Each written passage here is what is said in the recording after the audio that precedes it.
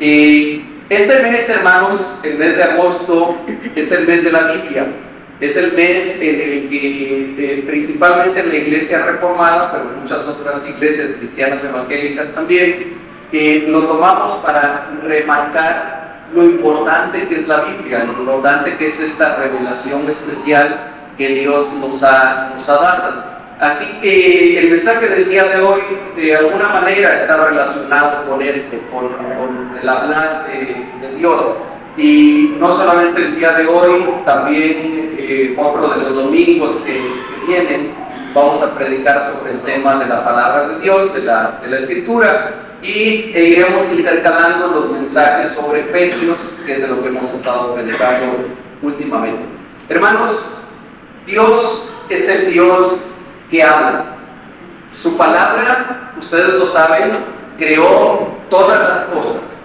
Y su palabra se encarnó en Jesucristo. Y encarnada esa palabra habitó entre nosotros. Y es esa palabra, la palabra que Dios ha hablado, la que no solamente creó todas las cosas, sino también es la palabra que nos dio vida cuando nosotros estábamos muertos en nuestros delitos y en nuestros pecados. Ese Dios que habló ayer sigue hablando hoy y seguirá hablando por los siglos venideros. Y además le ha dado a su pueblo, le ha dado a su iglesia el tremendo privilegio de escuchar su palabra, de replicar su palabra, de predicar su palabra y de obedecer su palabra. Nosotros como pueblo de Dios, como creyentes en Jesucristo, tenemos el privilegio de replicar su palabra, pero también tenemos el peligro de cómo predicamos y cómo replicamos su palabra. El texto que acabamos de leer hace un momento, y sobre todo vamos a predicar el día de hoy, gira precisamente en torno a la palabra hablada por Dios y a ese privilegio y peligro que Él ha dado a sus criaturas, tanto a los hombres como a los ángeles, y en situaciones muy especiales, incluso a algunas otras de sus criaturas, para replicar esa palabra suya. Este texto que leímos hace un momento tiene como personajes centrales al ángel de Jehová, a un falso profeta y a una bruja. Sí, hermano, a una bruja, como un personaje principal en este pasaje. Pero antes de adentrarnos en el texto, necesitamos recordar un poco el contexto de lo que acabamos de leer. Israel, el pueblo de Israel, después de haber vagado 38 años en el desierto, se dispone ahora a entrar en la tierra prometida, en la tierra que Dios les había prometido, esa tierra que les había dicho que fluye leche y miel.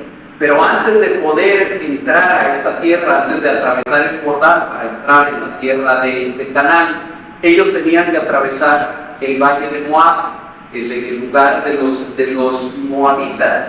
Fíjense que los israelitas acababan de derrotar poco antes a un rey que se llamaba Sehón con una H por ahí intermedia, a Sehón, rey de los amorreos, el cual a su vez poco antes había derrotado y arrebatado parte de su territorio precisamente a los moabitas.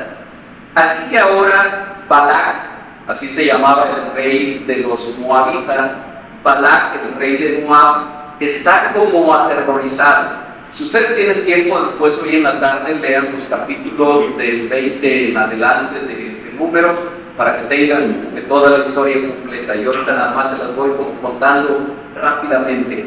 Balac, entonces, el rey de Moab, estaba aterrorizado de saber que quien derrotó a quien los había derrotado a ellos viene hacia su territorio. Y siendo Balac un rey pagano e idólatra, piensa no en una solución militar, no piensa en cómo voy a preparar a mi ejército para enfrentarlos, tampoco piensa en una solución política, voy a negociar con estos israelitas que vienen para ver si no me atacan. Piensa en una solución pseudo-espiritual.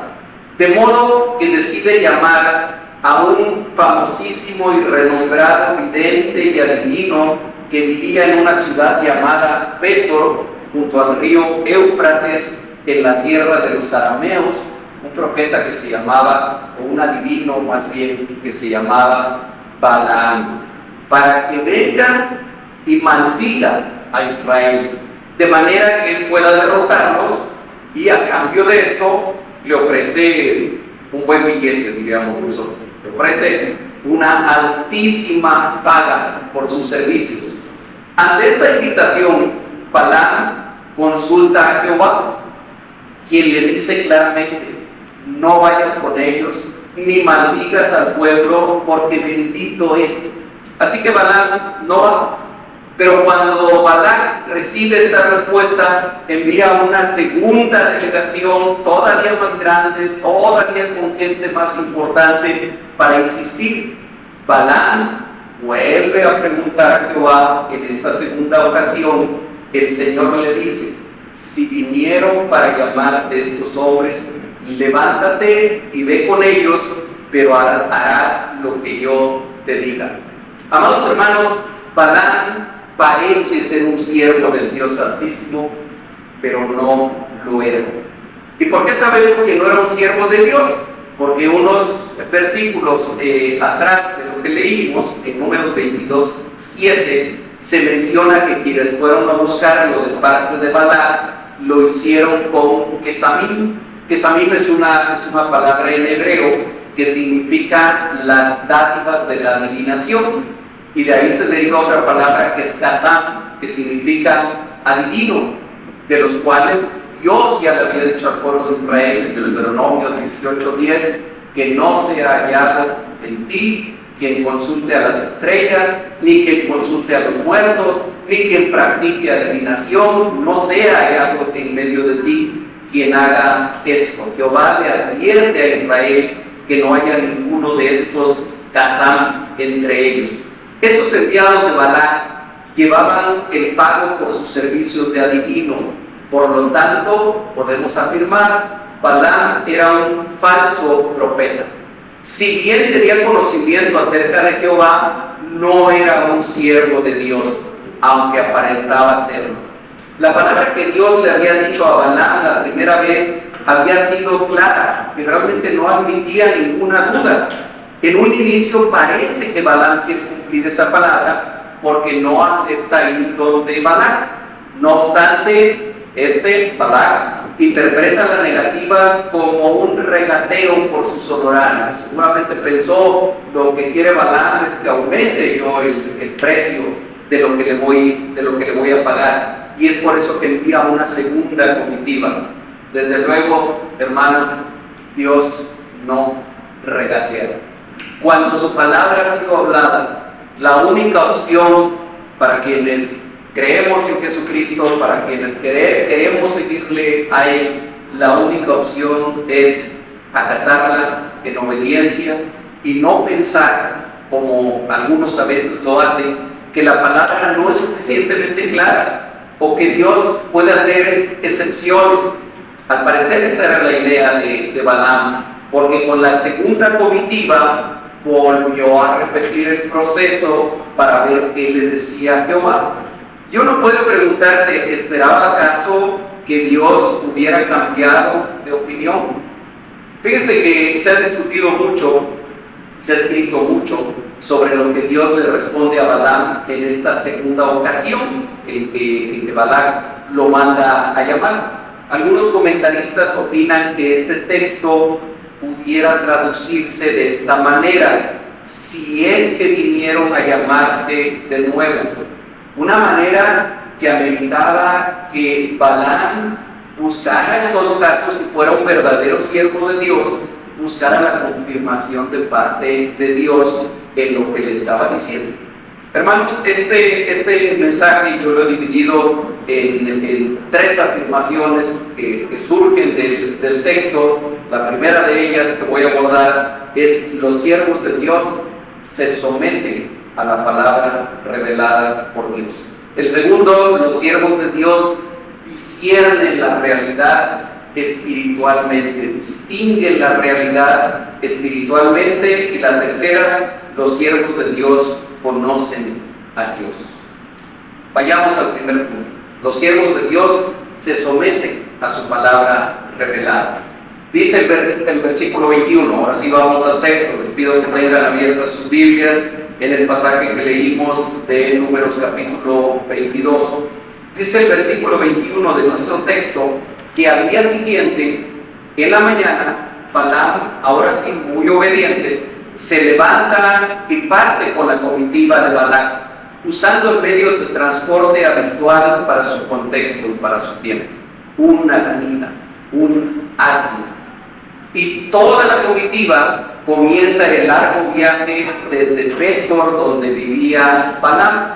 A ver, aquí déjenme mencionarles que Petor era una ciudad antigua que se encontraba en lo que hoy debe de ser Irak, yo creo, más o menos en esa zona, y estaba de distancia de Moab a Petor, había una distancia de Seifoai todavía, que esa región sigue habitada todavía, una distancia de 650 kilómetros. En los tiempos actuales, 650 kilómetros, si vamos en un autobús, en una Levó, si vamos manejando, a lo mejor lo recorremos en, no sé, medio día tal vez, a lo mejor, no puedo calcular bien, pero 650 kilómetros, como de aquí de Jalapa a ver a México son 350 más 300, como aquí a Guadalajara, yo creo, más o menos. Como esa ha sido la distancia, y en ese tiempo se tardaba más o menos como unos 20 días en hacer ese viaje.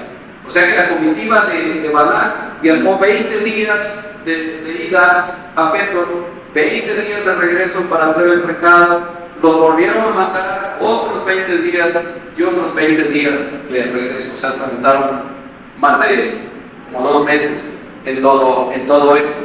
Y inician ese viaje, inician ese largo viaje, difícil no por lo largo del camino, sino por el camino que estaba comenzando a recorrer Balaam en un sentido figurado, un camino de desobediencia y de oponerse a Dios.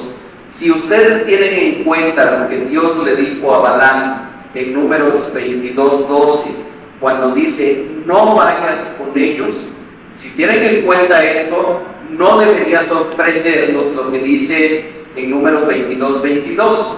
Y la ira de Dios se encendió porque él iba.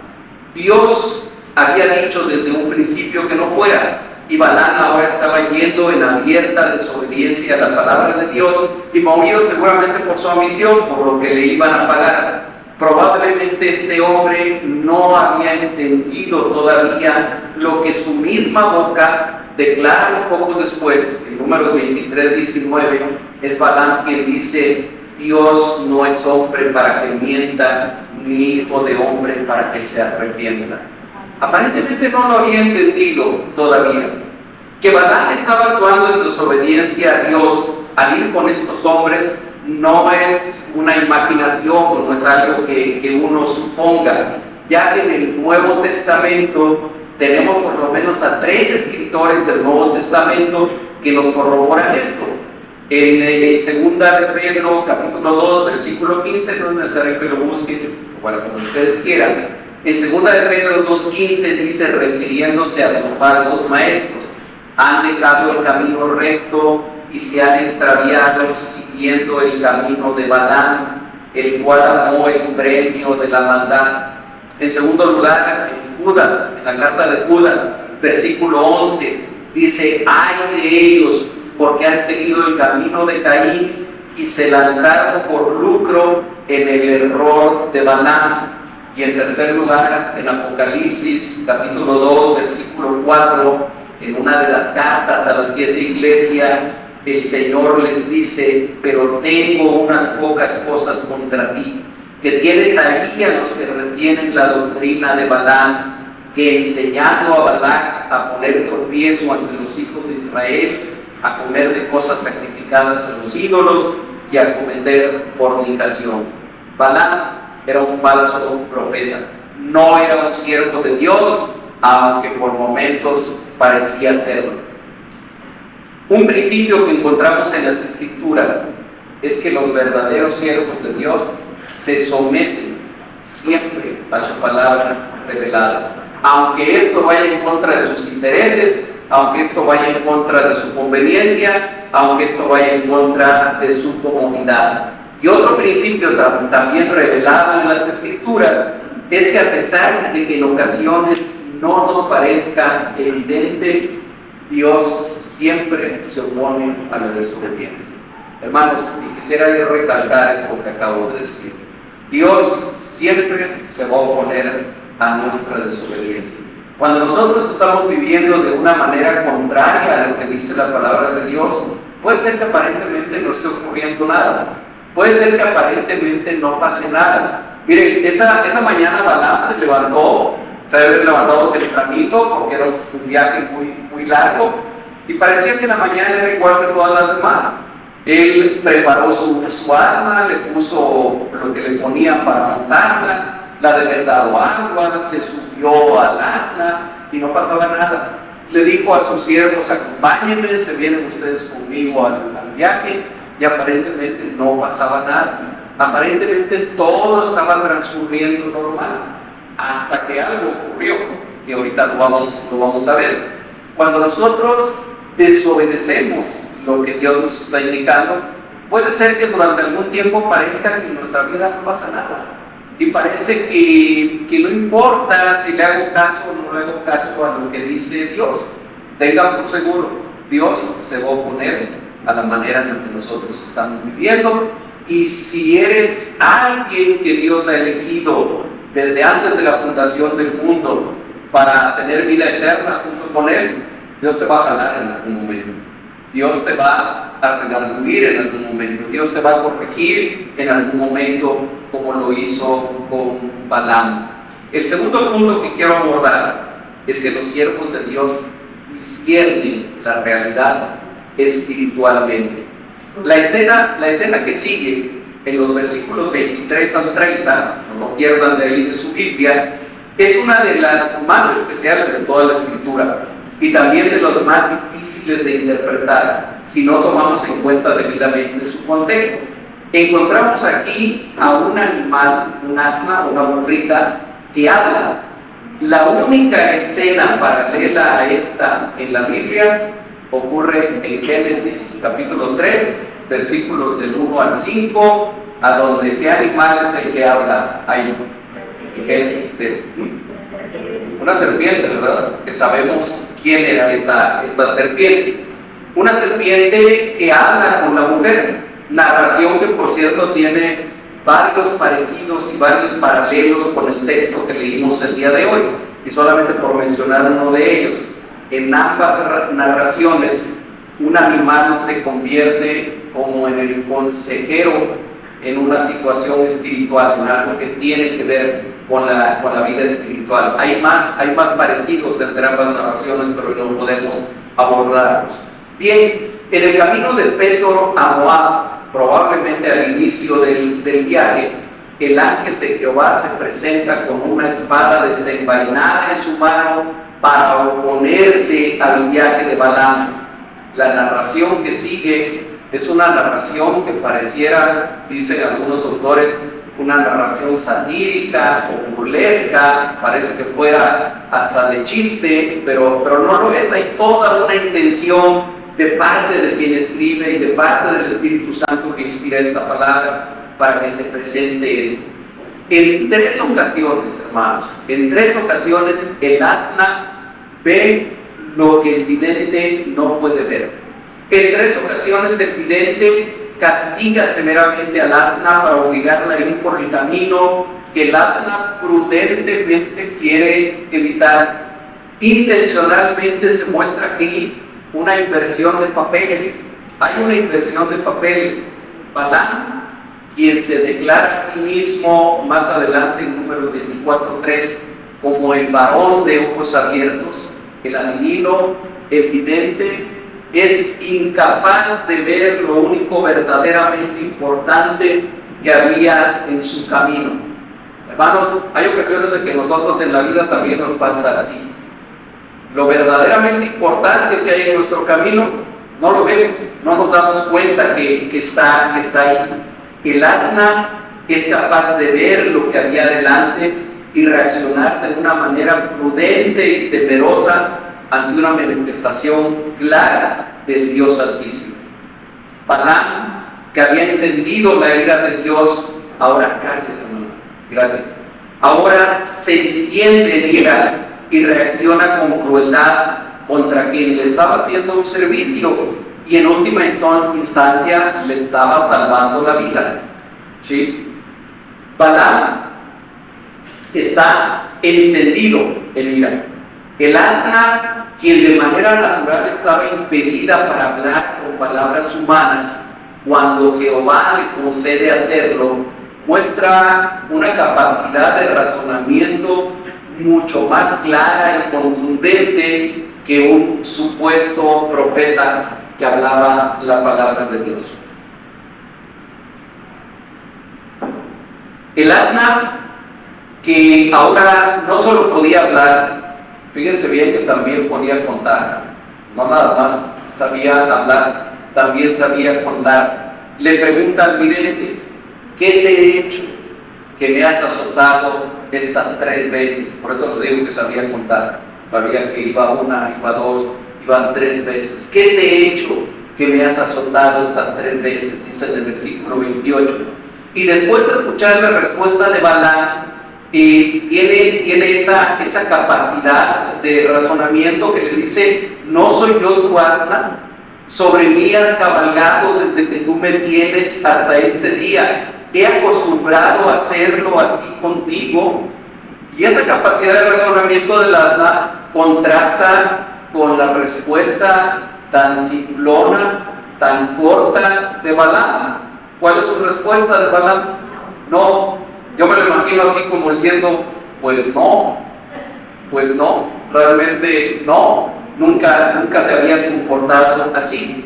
Hay que notar que aunque en el versículo 28, nos dice que Jehová abrió la boca del asna, nunca dice que abrió sus ojos para que viera, como si esto fuera algo natural para ella. E incluso en su reclamo a Balaam, es como si el asna diera por un hecho que él también podía ver lo que ella veía. El ángel de Jehová, a quien el asna ve claramente con una espada desenvainada en su mano, es una figura que se repite 65 veces en el Antiguo Testamento.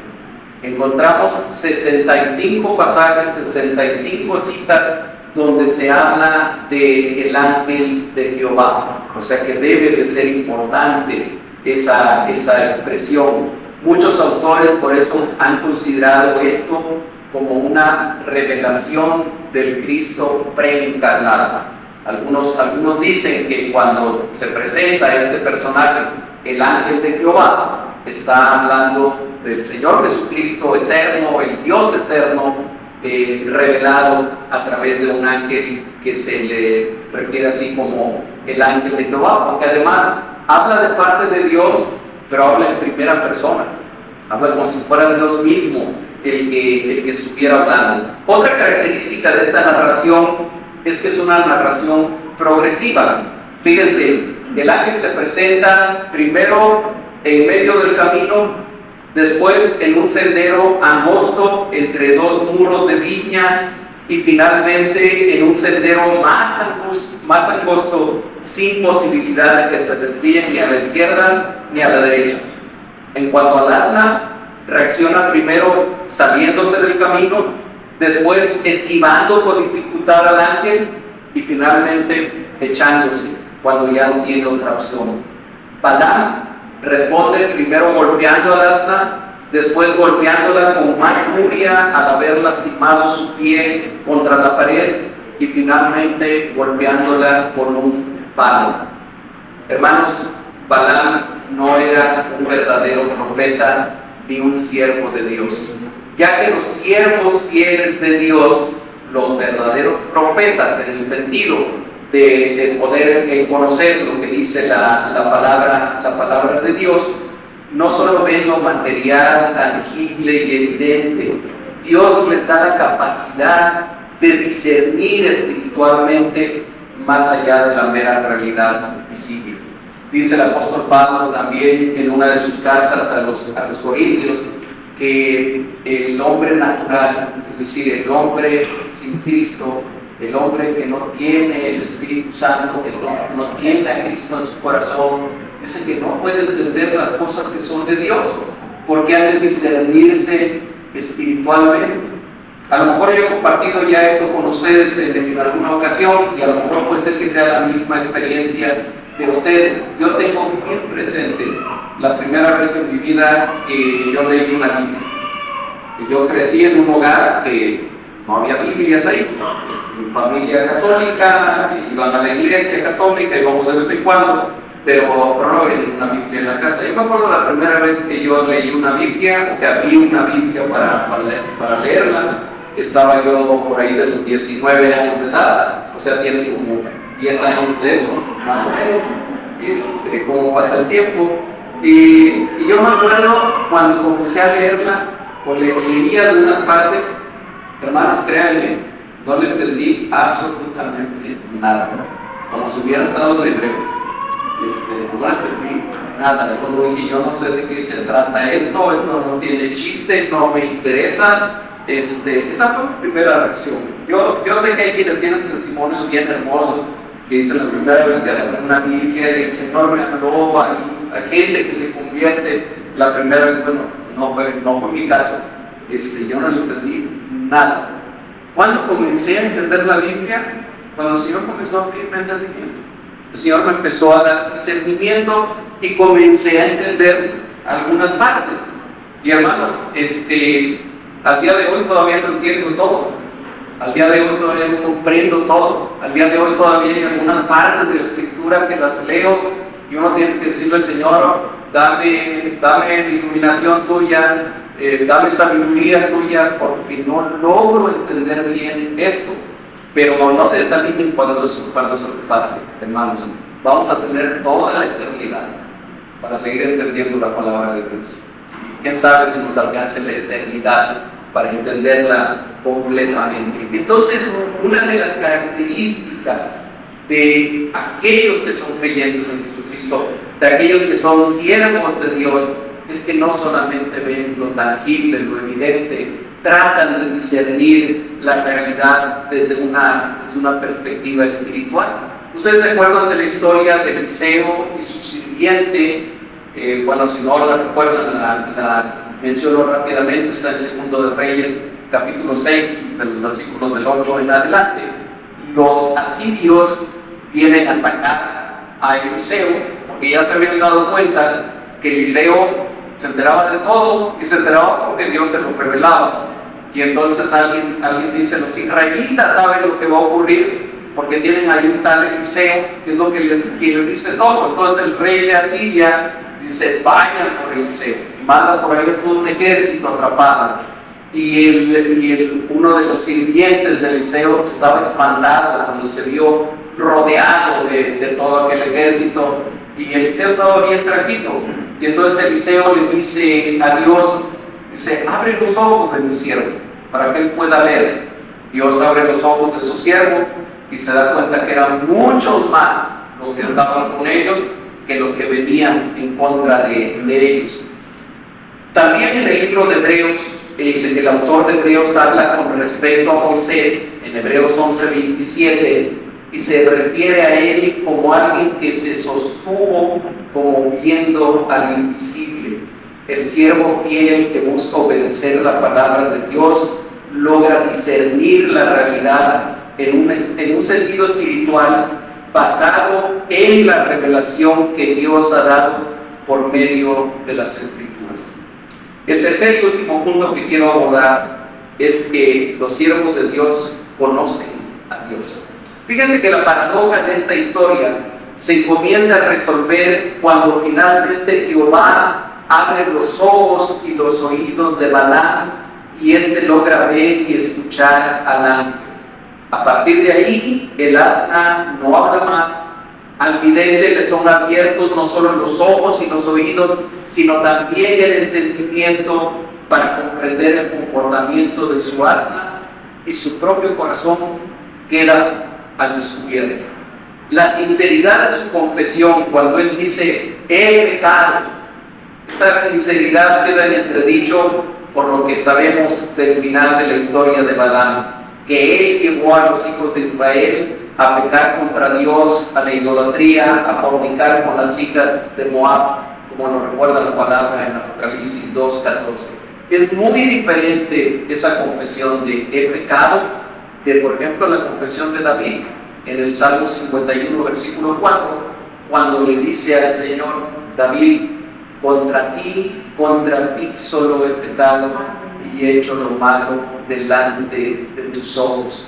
Allá con David hay un sincero arrepentimiento que se nota porque después él corrige su forma de vivir, cambia su forma de vivir. Aquí con Balaam no lo hay, aunque sí es verdad el resto de su afirmación cuando él dice, no sabía que tú te oponías delante de mí en el camino. Hermanos, Balaam no conocía al Dios de Israel, por eso no sabía que se oponía a su malvado camino.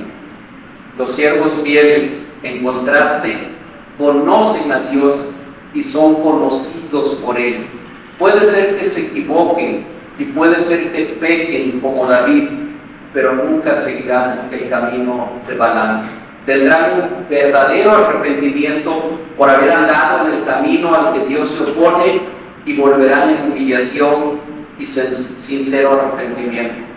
Como lo dice un autor, J.I. Packer, en un libro que es clásico, que se llama Conocer a Dios, no hace mucho que se lo mencioné, él dice, hay una tremenda diferencia entre conocer acerca de Dios y conocer a Dios. Conocer a Dios un poco vale muchísimo más que conocer mucho sobre Dios. Espero sí explicarlo. No es lo mismo conocer acerca de Dios que conocer a Dios. Vale más conocer, aunque sea un poco, a Dios que saber mucho acerca de Dios. Por ejemplo, alguien se puede saber la Biblia muy bien, puede conocerla, puede memorizar versículos, puede saberse pasajes grandes de memoria, puede hacerle muchas preguntas sobre la Biblia y contestarlas bien, pero puede no conocer al Dios de la Biblia. Puede no conocer al Dios que reveló lo que está en las Escrituras. El versículo 35 contiene la resolución final de la historia. Cuando el ángel de Jehová le dice a Balaam, ve con esos hombres, pero la palabra que yo te diga, esa hablarás. El desarrollo del resto de esta historia demuestra que Balaam no tuvo más opción que hablar lo que Jehová le dijo que hablase. Es decir, el propósito de Dios se cumplió de todas maneras, de todas formas. Ya para concluir, hermanos, quisiera decir que sin duda Dios usará cualquier medio para que su palabra sea proclamada, escuchada y obedecida. Muy probablemente el Señor no vaya a hacer que ninguna burra te hable para que tú le escuches. Muy seguramente el Señor va a usar muchos otros medios, eso sí es seguro, para que tú le escuches. Sin embargo, este pasaje contiene enseñanzas que todos nosotros, como creyentes en Jesucristo, deberíamos tener presente. El primero es que Dios sigue hablando el día de hoy. Hermanos, Dios es real, Dios está vivo, Dios está presente. Dios sigue hablando. Dios te está hablando el día de hoy por medio de su palabra. Y es seguro que te va a seguir hablando por medio de su palabra. Ya no estamos en la época del Antiguo Testamento. Y seguramente que no vamos a ver al ángel de Jehová. Dios permita que no lo veamos con una espada desenvainada, ¿verdad? Es seguro que no es que vayas a tener sueños reveladores, extraordinarios, donde Dios te está hablando. Es seguro que Dios no es que vaya a mandar a alguien que se aparezca delante de ti un día especial para que te hable. No, porque Dios te está hablando por medio de su palabra.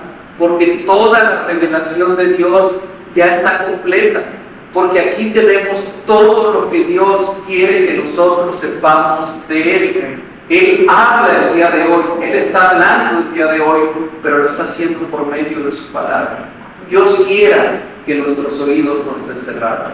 Dios quiera que nuestros ojos no estén cerrados. Dios quiera abrir nuestro entendimiento para que su palabra no solamente entre por un oído y se salga por otro oído. Hoy como ayer, hermanos, hay falsos profetas, hay falsos maestros y hay falsos siervos. Aunque no es nuestra tarea estar obsesivamente buscando a esos falsos maestros o a esos falsos profetas, sí es nuestro deber como iglesia advertirle a su pueblo de esa realidad y equipar al pueblo de Dios para poder identificarlos. Hermanos, puede ser que alguien hable muy bonito, puede ser que alguien hable muy apasionadamente, puede ser que alguien diga que ha tenido grandes revelaciones. Si no se apega a la palabra de Dios, hermanos, tenemos que desecharla, tenemos que hacerlo a un lado. Dice la misma Escritura, a la ley y a los profetas, si no hablaren conforme a ello, es que no les aman. Eso dice la Escritura. Entonces, nosotros tenemos que ser cuidadosos cuando oímos inclusive hablar de la palabra de Dios, que se esté hablando verdaderamente de la palabra. Debemos estar atentos al hablar de Dios a nuestra vida por medio de su palabra. Deberíamos de tener claro que los principios de Dios que se encuentran en la Escritura no son negociables, no son mutables. Lo que Dios reprobó ayer, lo va a seguir reprobando hoy y lo va a reprobar mañana. Hermanos, y solamente por poner un ejemplo que también he puesto muchas veces, no existen las mentirillas blancas, no existen las mentiras piadosas. La palabra de Dios dice que Él aborrece la lengua mentirosa. Así que cuando nosotros decimos una mentira, estamos teniendo una lengua mentirosa y sabremos que eso es algo que Dios aborrece. Es algo que el Señor aborrece. Lo aborrecía ayer, lo aborrecía hoy y lo va a seguir aborreciendo mañana. Cuando nosotros dejamos que nuestro corazón se llene de odio, se llene de rencor, se llene de resentimiento, eso es algo que Dios aborrece. Ayer, hoy y mañana. Y así con todo lo que dice la palabra de Dios. Dios es el mismo, Dios no ha cambiado. Su misericordia también es la misma, su perdón también es el mismo, su gracia también es la misma gracia. Hermanos, ninguno de nosotros hemos sido salvos porque no los merecemos. Ninguno de nosotros estamos aquí el día de hoy porque somos buenos, porque somos puros, porque somos sin mancha. No, estamos aquí por la gracia de Dios, porque su gracia no ha sido disminuida, porque su gracia sigue estando presente, porque su misericordia sigue estando presente. Pero de la misma manera que en la Escritura, y hace 2000 años, el Señor Jesucristo comenzó a predicar y comenzó diciendo: arrepiéntanse porque el reino de los cielos se ha acercado. Eso sigue siendo válido el día de hoy. Si no nos arrepentimos, no tenemos forma de ver el reino de Dios. Si no nos arrepentimos, no hay forma de que vengamos a los pies de Jesucristo. Si no reconocemos nuestra condición de pecadores, no hay manera de que esa salvación que el Señor Jesucristo ya dejó para nosotros en la cruz del Calvario se haga una realidad en nuestra vida. Si yo tuviera que repetir, si a mí me dijeran, José Luis, este es el último mensaje que predicas, es la última vez que predicas, y si yo tuviera que repetir algo que yo dijera, ya lo he repetido muchas veces, pero tuviera que repetirlo hoy, yo escogería decir: arrepiéntete, arrepiéntete, reconoce tu condición de pecador, reconoce tu condición delante de Dios, pídele perdón y recibe a Jesucristo como tu Señor y como tu Salvador. Si ese fuera el único mensaje que pudiéramos dar, yo creo que es el mensaje que tendríamos que repetir una y otra vez. Tenemos que estar atentos al hablar de Dios a nuestra vida por medio de su palabra, hermanos. Es cierto, hay ocasiones en que a lo mejor no entendemos bien lo que nos está diciendo. Si a ti te pasa, no te preocupes, a todos nos pasa lo mismo. Hay veces que no entendemos bien qué es lo que el Señor nos está indicando en un asunto específico. ¿Ok? Eso es normal. Pregúntale nuevamente al Señor, pregúntale en oración, pregúntale a través de su palabra, y es seguro que el Señor te va a contestar. Cuán importante es que todos los creyentes en Jesucristo, que compartimos la palabra de Dios, no solamente que les predicamos desde un púlpito, sino todos tengamos presente la advertencia que Dios le hiciera a Balaam. Ve, pero la palabra que yo te diga, esa hablarás. Nosotros tenemos la gracia de Dios, el gran privilegio de tener su revelación completa en nuestras Biblias. Tenemos la promesa de que Él mismo nos dirá de hablar, y tenemos al Espíritu Santo morando en nosotros. Esforcémonos entonces por ser fieles y no añadir nada ni quitar nada a su palabra. Que Dios nos ayude para que eso sea una realidad en nuestra vida. Oremos. Amado Dios y Padre eterno, gracias nuevamente por hablarnos, gracias nuevamente por tu palabra, gracias porque yo sé que tú has hablado a los corazones el día de hoy. Gracias, Dios, porque es tu palabra la que tiene el poder, no es la mía, Señor. No es lo que yo diga, no es lo que yo haga, es tu palabra la que tiene el poder. Eres tú, Espíritu Santo, el único que puede hablar a los corazones, el único que puede transformar las vidas. Y yo te ruego en el nombre de Jesucristo que tú transformes la vida de cada uno de los que estamos aquí presentes el día de hoy.